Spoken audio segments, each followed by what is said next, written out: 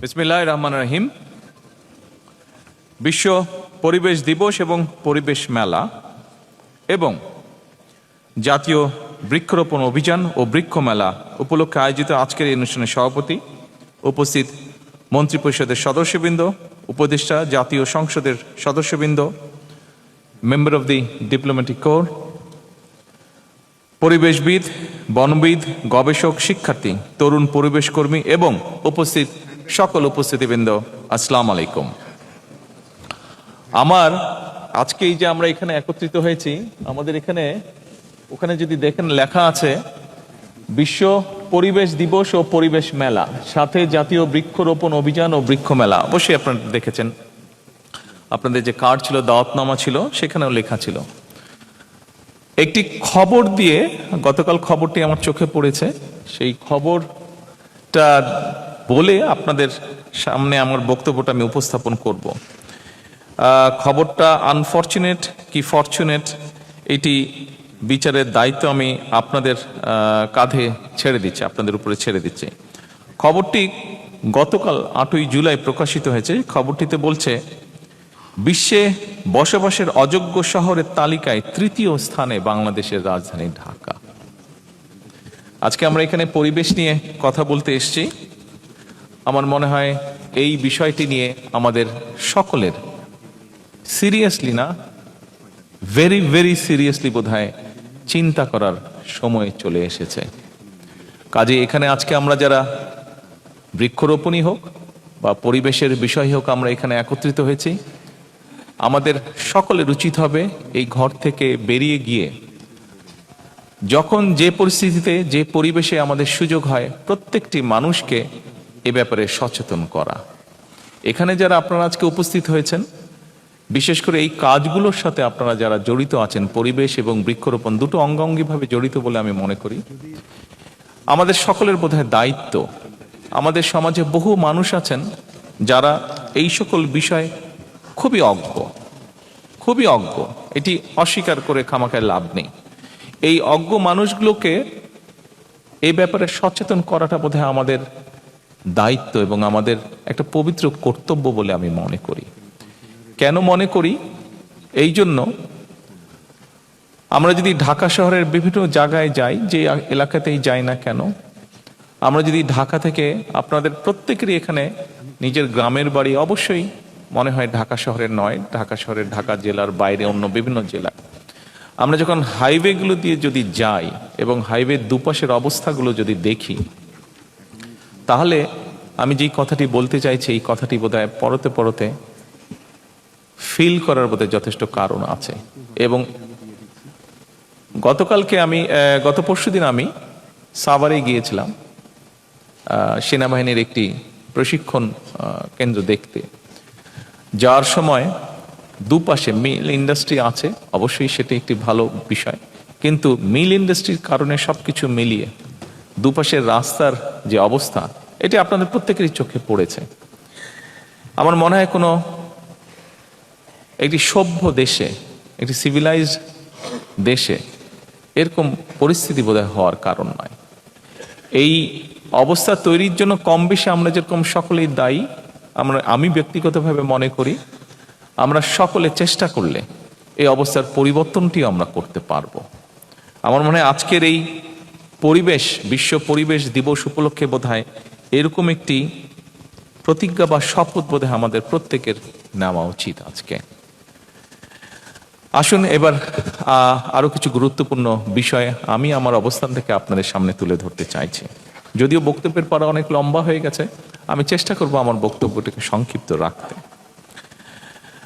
সম্মানিত সকল উপস্থিতিবৃন্দ, পবিত্র কোরআনের একটি আয়াত উল্লেখ করে আমি আমার বক্তব্যটা শুরু করি।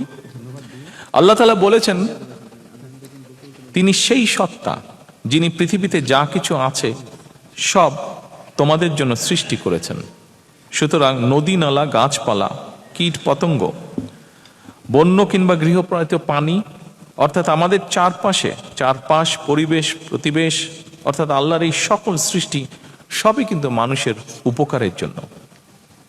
তবে আল্লাহ সকল সৃষ্টি থেকে যদি উপকার ভোগ করতে হয়, তাহলে মানুষ হিসেবে অবশ্যই কিন্তু আমাদের কিছু দায়িত্ব এবং কর্তব্য রয়েছে, যা খুব সংক্ষেপে আমি আপনাদের সামনে মাত্র তুলে ধরেছি। যথানিয়মে সকল সৃষ্টির যত্ন এবং পরিচর্যা করা আমরা যারা মানুষ তাদের বা মানব সমাজের দায়িত্ব। বিজ্ঞানের উৎকর্ষতার সঙ্গে সঙ্গে এটি প্রমাণিত সত্য যে ইকোসিস্টেম বা বাস্তুতন্ত্র যেটা আছে এটার সঙ্গে মানব সমাজের সম্পর্ক অত্যন্ত গভীর এবং অবিচ্ছেদ্য। এই বাস্তুতন্ত্র বা ইকোসিস্টেমের নিরাপদ লালন এবং বিকাশের সঙ্গে মানব সমাজের নিরাপদে বেড়ে ওঠা ওতপ্রোতভাবে জড়িত। গতকালকে, এই জন্য বলছি, গতকালকে আমার সাথে সংসদে বিরোধী দলীয় নেতা ওনার কথা হচ্ছিল, এমনি আমরা দুই রাজনৈতিক কর্মী আমরা আলাপ করছিলাম একটি বিষয়। কিছুদিন আগে উনি হঠাৎ অসুস্থ হয়ে গিয়েছিলেন এবং ওনাকে গুলশানে, উনি খুব সম্ভবত লেক ভিউ হসপিটালে ছিলেন, তো ওখানে ওনাকে ছাদে নিয়ে যাওয়া হয়। একদিন ছাদে নিয়ে যাওয়ার পরে উনি হাঁটছিলেন, কিন্তু উনি আমাকে যেটা বললেন যে কিছুক্ষণ পরে উনি আর ছাদে হাঁটতে পারছিলেন না, কারণ আশেপাশে এত অসম্ভব স্মেল লেকটার। তো আমার মনে হয় এই যে কথাটা বললাম, দেখুন এরকম অভিজ্ঞতা বোধহয় আমরা সকলেই, শুধু বিরোধী দলীয় নেতাই নয়, সকলেই কম বেশি আমরা বিভিন্ন সময় এইটা ফেস করে থাকি, এক্সপেরিয়েন্স করে থাকি এরকম অভিজ্ঞতা। সেজন্যই বলছি যে এইটার নিরাপদ লালন বা বিকাশের সঙ্গে মানব সমাজ বা আমরা কিভাবে জড়িত। উপস্থিতিবৃন্দ, আজকের এই পরিবেশ মেলা কিংবা বৃক্ষ মেলার যে আয়োজন, এটা যেমন বর্তমান এবং ভবিষ্যৎ প্রজন্মের সুন্দর এবং সুস্থভাবে বেড়ে ওঠার জন্য একটা নিরাপদ বিনিয়োগ বলে আমি মনে করি, যদি আমরা সকলে সিনসিয়ার হই। সেজন্য আমি যারা এই আয়োজন করেছেন, এই আয়োজনের সাথে যারা সম্পৃক্ত, আপনাদের সকলকে আমি অভিনন্দন জানাই। তবে এই আয়োজনটা কেবলমাত্র একটা বাৎসরিক আনুষ্ঠানিকতার মধ্যেই যদি সীমাবদ্ধ থাকে, সেটা বোধহয় থাকা উচিত হবে না। বৃক্ষরোপণ এবং পরিবেশ সংরক্ষণের মতন এই যে বিষয়টা, এটা আমাদের একটা নৈমিত্তিক অভ্যাসে যদি আমরা পরিণত করতে পারি, তাহলে আমরা সকলে বক্তব্যে যে কথাগুলো বলি যে একটা স্বাস্থ্যকর বসতি গড়ে তোলা দরকার, আমাদের গড়ে তোলা উচিত, আমাদের আমরা কাজ করছি, এই সবগুলো তাহলে ধীরে ধীরে আসলেই বাস্তবে রূপ নিতে পারবে। আজকে যারা আপনারা এখানে পরিবেশ কর্মী সহ বৃক্ষরোপণ বা বাগান তৈরি বা এই কাজগুলোতে যারা জড়িত আছেন, যারা উপস্থিত হয়েছেন বাংলাদেশের বিভিন্ন কর্নার থেকে, ইনশাল্লাহ আপনাদের মতন মানুষগুলো বা প্রতিক্রিয়াশীল, প্রতিশ্রুতিশীল তারুণ্য যদি থাকেন দেশে, এটা সংখ্যা যদি বৃদ্ধি পায়, নিশ্চয়ই ইনশাল্লাহ আমরা একটা সবুজ বসতি গড়ে তুলতে সক্ষম হব এই বাংলাদেশে। সম্মানিত সকল উপস্থিতিবৃন্দ, বৃক্ষরোপণের যে প্রয়োজনীয়তা এবং এটার যে উপকারিতা, এটা নিয়ে খুব সম্ভবত নতুন করে বোধহয় কিছু বলার প্রয়োজন নেই। আজকে আমরা নিজের ঘর থেকে বের হলে, ঘরের ছাদে গেলে, জানলা খুললে আমরা এটা পরতে পরতে অনুভব করতে পারি। বৃক্ষরোপণ কিংবা সবুজায়নের গুরুত্ব সম্পর্কে আমরা কম বেশি সবাই অবগত আছি। আমরা যখন ছোট ছিলাম তখন ঢাকা সরকার যত গ্রিন দেখতাম, এখন বোধহয় দেখি না। এটার সাথে নিশ্চয়ই আপনারা এই ঘরে উপস্থিত কেউ আমার সাথে ডিফার করবে না, সবাই নিশ্চয়ই আপনারা একমত হবেন। কিন্তু করতে তো হবে কিছু, এবং এই করাটা আমাদেরকেই করতে হবে। একটা সন্তান পৃথিবীতে জন্মগ্রহণ করলে, আমি কিছুদিন আগেও বলেছিলাম যে এটা এখানে আমাদের একজন বক্তা, খুব সম্ভব আমাদের স্টেট মিনিস্টার ডক্টর ফরিদও মনে হয় বলেছেন, আমি কয়েকদিন আগে বলেছিলাম যে একটা সন্তান আমাদের পরিবারে, আমাদের নিজেদের হোক, আত্মীয় স্বজন হোক, একটা পরিবারে নতুন সন্তান জন্মগ্রহণ করলে আমরা যদি সবাই মিলে তার জন্য, তাকে স্মরণ করে একটি গাছ রোপণ করি, তাহলে প্রতিটা প্রাণের জন্মকে উদযাপন করি, স্মরণ রাখি, তাহলে একটা নবজাতকের পাশাপাশি একটা গাছ যেমন বেড়ে উঠবে, সেই ছোট্ট শিশুটি আস্তে আস্তে বেড়ে উঠবে, এবং এভাবেই সবুজায়নের জন্য সামাজিক আন্দোলন সফলতা লাভ করবে। এই যে কথাটা বললাম, এই প্রসঙ্গে আমি আপনাদের সামনে ছোট্ট একটা ঘটনা বলি। আমি লন্ডনে যেই পাড়াটায় থাকতাম, আমার 3-4টি বাসা পরে একটা বাসা ছিল, 3তলা বাসা। সেই বাসায় সামনে দুটি গোলাপ গাছ ছিল দরজাটার দুপাশে। গোলাপ গাছগুলো ওই যে ক্লাইম্বিং রোজ যেটাকে বলে, গোলাপ গাছগুলো বেড়ে বেড়ে অলমোস্ট 3 তলা পর্যন্ত উঠে গিয়েছিল। তো একদিন বাসার যে মালিক ওর সাথে আমার দেখা হলো, আমি বললাম যে তোমার এই গাছগুলো খুব সুন্দর, বিশেষ করে দূর থেকে খুবই সুন্দর লাগে দেখতে। ভদ্রলোকের 3টা সন্তান। তো ও বললো যখন যেই সন্তান হয়েছে ওদের বয়স, আমি যখন কথা বলেছি তখন প্রবাবলি ওদের বয়স রাফলি 18, 20 এরকম, 22 এরকম। তো বললো যে আমার যখন যেই সন্তান জন্ম হয়েছে আমি তখন তার নামে একটা করে গাছ লাগিয়েছি। 2টো সামনে আছে, একটা বাসার পিছনে আছে। 3টা গাছই এখন বড় হয়ে গেছে, প্রায় 3 তলার সমান হয়ে গেছে, দেখতে খুবই সুন্দর লাগে। সেদিন থেকে আমার কাছে মনে হয়েছে যে দেশে ইনশাল্লাহ ফিরলে আমার পক্ষে কখনো সকলকে এই কথাটি আমি বলার চেষ্টা করব। আমি সেজন্যই আজকে আপনাদের সামনে এই কথাগুলো আমি তুলে ধরলাম।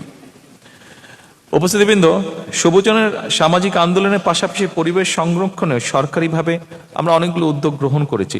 আমরা বর্তমানে সরকার গঠন করার পরে আপনারা ভিডিওর মাধ্যমে বেশ কিছু দেখেছেন।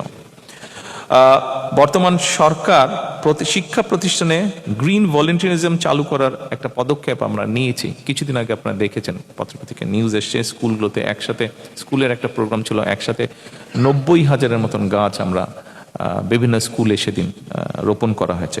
একই সঙ্গে ক্লাইমেট ইয়ুথ ফেলোশিপ চালু এবং এনভায়রনমেন্ট স্টার্টআপ ফান্ড সহ বেশ কিছু উদ্যোগ আমরা গ্রহণ করেছি। সরকারের না এই উদ্যোগগুলো যদি আমরা সফলভাবে বাস্তবায়ন করতে পারি তাহলে অবশ্যই বর্তমান এবং ভবিষ্যৎ প্রজন্মের জন্য আমরা একটি নিরাপদ, স্বাস্থ্যকর এবং সবুজ বাংলাদেশ গঠন করতে ইনশাআল্লাহ সক্ষম হব। উপস্থিতবৃন্দ, এর মধ্যে প্রায় সকলেই জানেন এটি আমাদের বর্তমান সরকারের নির্বাচনী ম্যানিফেস্টোতে ছিল যে আমরা 5 বছরে নতুন করে 25 কোটি গাছ রোপণের কর্মসূচি নিয়েছি। ইচ্ছে মতন যদি আমরা গাছ রোপণ করি তাহলে কিন্তু এই লক্ষ্যটা সফল হবে না। আমি ব্যক্তিগতভাবে যেটা বিশ্বাস করি যে কোন পরিবেশে, কোন মাটিতে, কি ধরনের আবহাওয়ায় কোন প্রজাতির গাছ রোপণ করা প্রয়োজন এটি সম্পর্কেও কম বেশি আমাদের একটি ধারণা থাকতে হবে এবং সেই বিষয়টিকে প্রাধান্য দিয়েই গাছগুলোকে আমাদের রোপণ করতে হবে।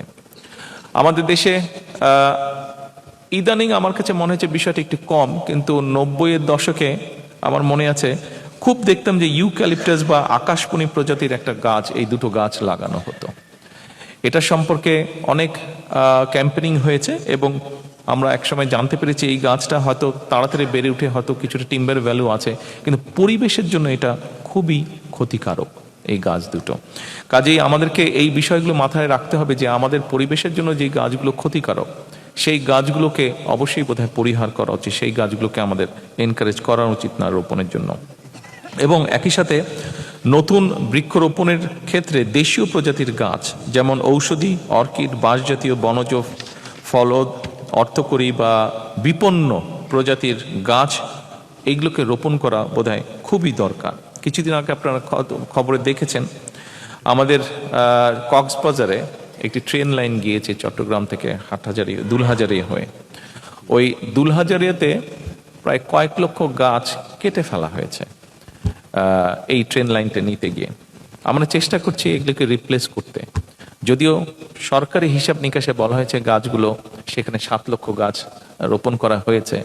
টু বি অনেস্ট, আমি সংশ্লিষ্ট যারা গাছ লাগিয়েছে তাদের কাছে আমি রিপোর্টটা নিয়েছিলাম কয়েকদিন আগে, সপ্তাহ 2-3 আগে, যে আপনার রিপোর্টটা দেন তো দেখি কোথায় কোথায় 7 লক্ষ গাছ আপনারা রোপণ করেছেন। পরে আমি আমার মতন করে ভেরিফাই করেছি, চেক করেছি এবং দেখেছি যে অ্যাকচুয়ালি 7 লক্ষ গাছ নেই, হার্ডলি ওখানে 2 লক্ষর মতন গাছ হবে, তো যেটি খুব দুঃখজনক, ভেরি আনফর্চুনেট। তো আমার মনে হয় এই বিষয়গুলোর প্রতি বোধহয় আমাদের নজর দেওয়া প্রয়োজন, একটু সিরিয়াস হওয়া প্রয়োজন। তবে বৃক্ষরোপণ বা কিংবা বনায়ন এটাই বোধহয় শেষ কথা হওয়া উচিত হবে না। এই বনায়ন পশু পাখি, বিভিন্ন প্রাণী, কীট পতঙ্গের জন্য নিরাপদ বাসস্থান কিংবা প্রয়োজনীয় আহারের যোগান দিতে পারে কিনা এটিও কিন্তু আমাদের চিন্তার মধ্যে থাকা প্রয়োজন।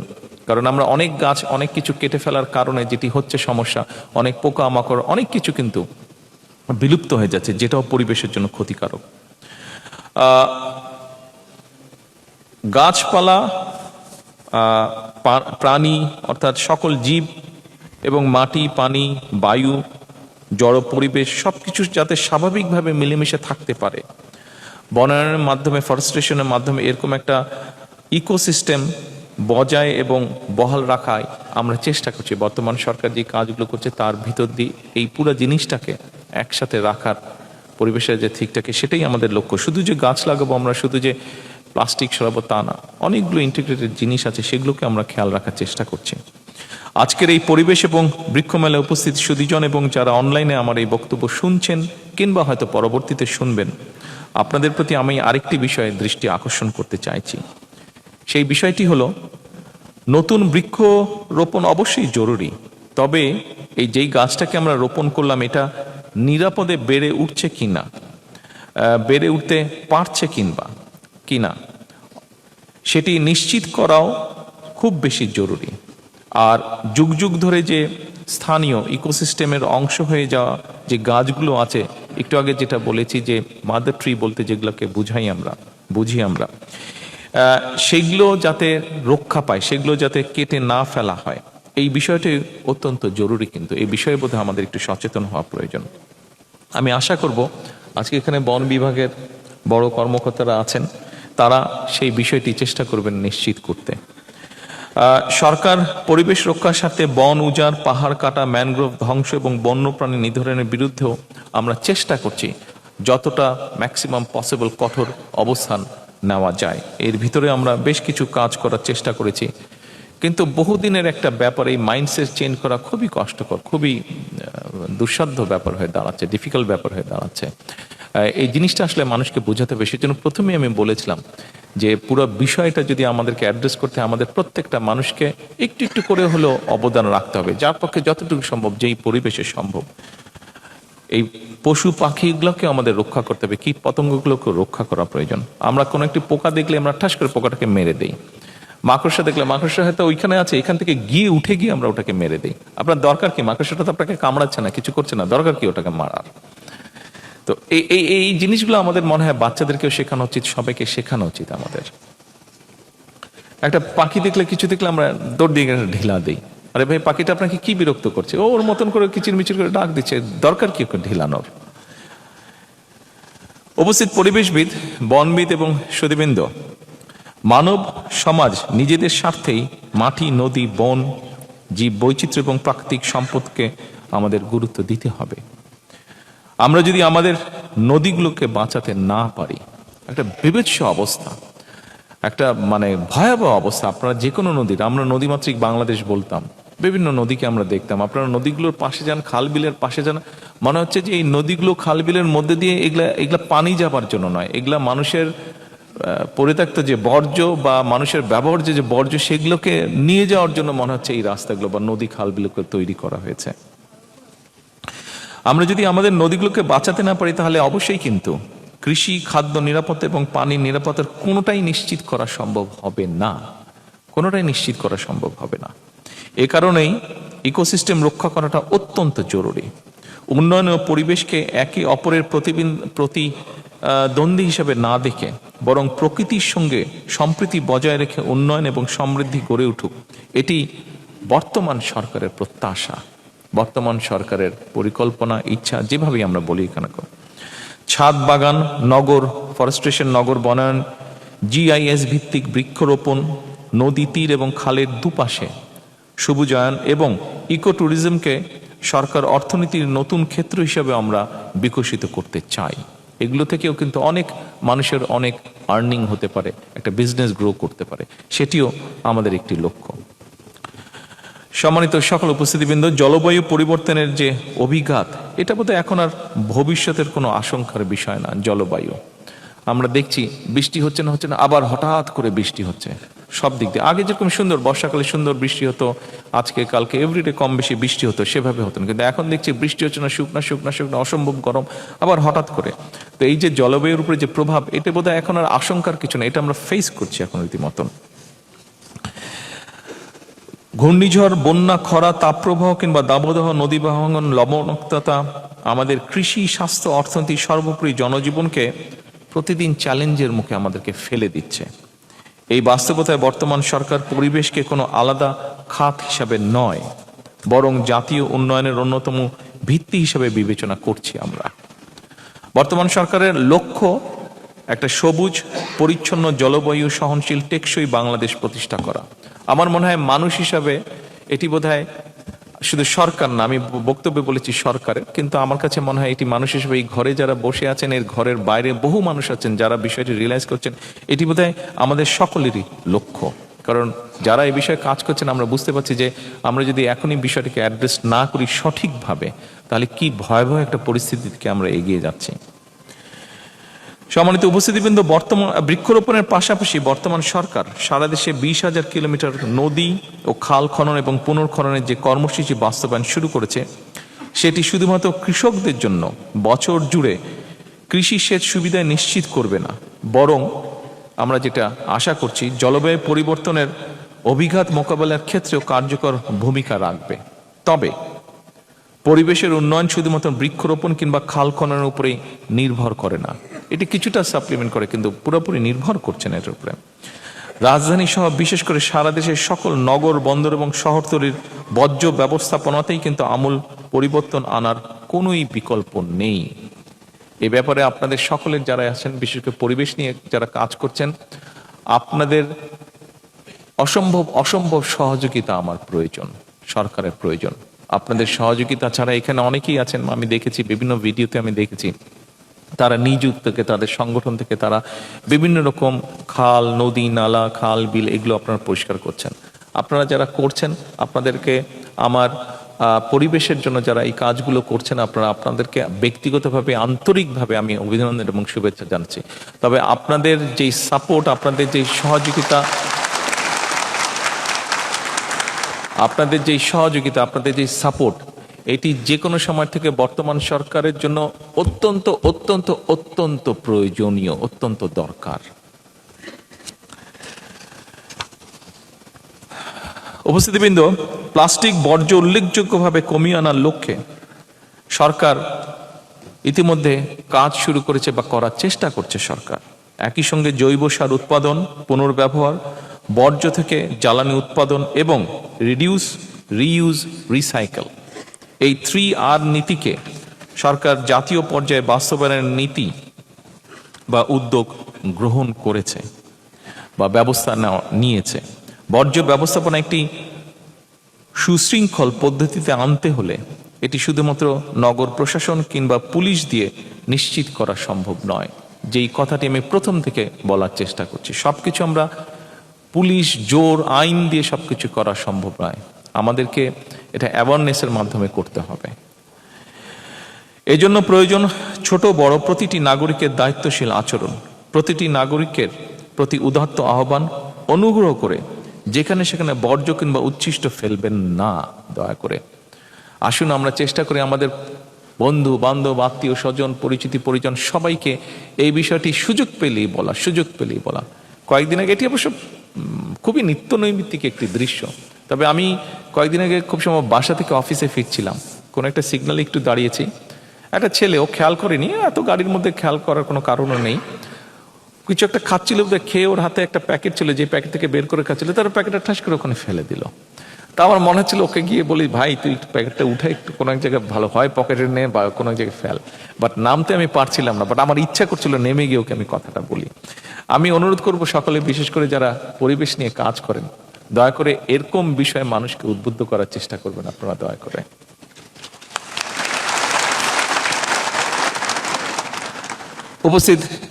সকল উপস্থিতবৃন্দ, মানব সমাজের সুস্থ এবং নিরাপদ জীবনের জন্য এতক্ষণ আমরা বৃক্ষরোপণ কিংবা পরিবেশ সংরক্ষণ নিয়ে কথা বলেছি। আরেকটা বিষয় প্রতি আমাদের একটু সতর্ক থাকা প্রয়োজন।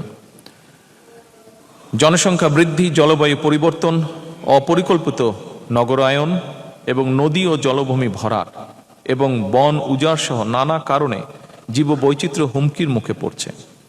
এসব কারণে বন্য প্রাণী, জলজ উদ্ভিদ এবং প্রাণীর আবাসস্থল অস্তিত্ব সংকটে বাধ্য। একটু আগে আমি ওই যে একটা অ্যাওয়ার্ড দিলাম আদনানকে আমি চিনি, আর অনেকেই আছেন আদনানের মতন, আদনানকে আমি চিনি। এই বিষয়টি নিয়ে এই যে ও এখন আমাকে, আমি বললাম যে কি খবর, ও আবার আদনান কোথায় গেল, আদনান ওই যে আদনান ও আবার সাপ ধরতে পারে। আমি আবার জিজ্ঞেস করলাম পকেটে সাপ টাপ নেই তো তোমার? তো এখন আমি জিজ্ঞেস করলাম যে ও নিজে থেকেই বললো যে এই প্রোগ্রাম শেষ করে ও বোধহয়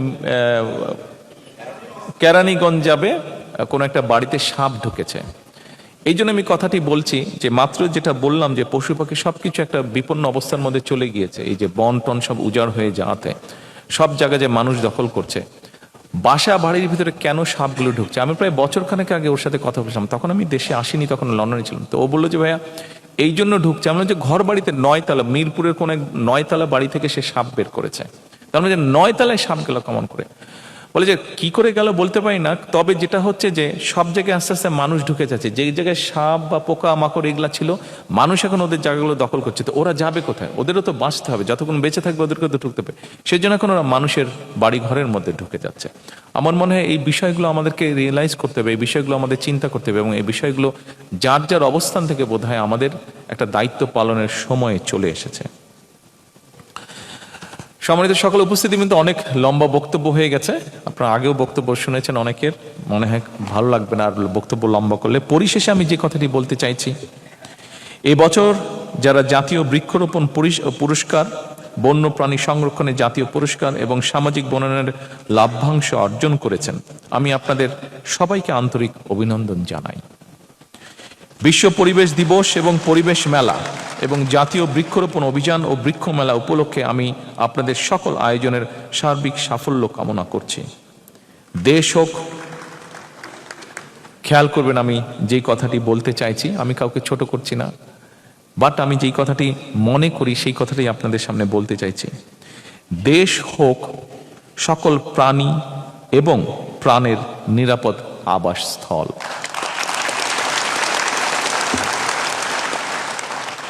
সম্মানিত সকল উপস্থিতিবৃন্দ, এই প্রত্যাশা রেখে আমি আমার আজকের বক্তব্য শেষ করছি। আল্লাহ হাফেজ।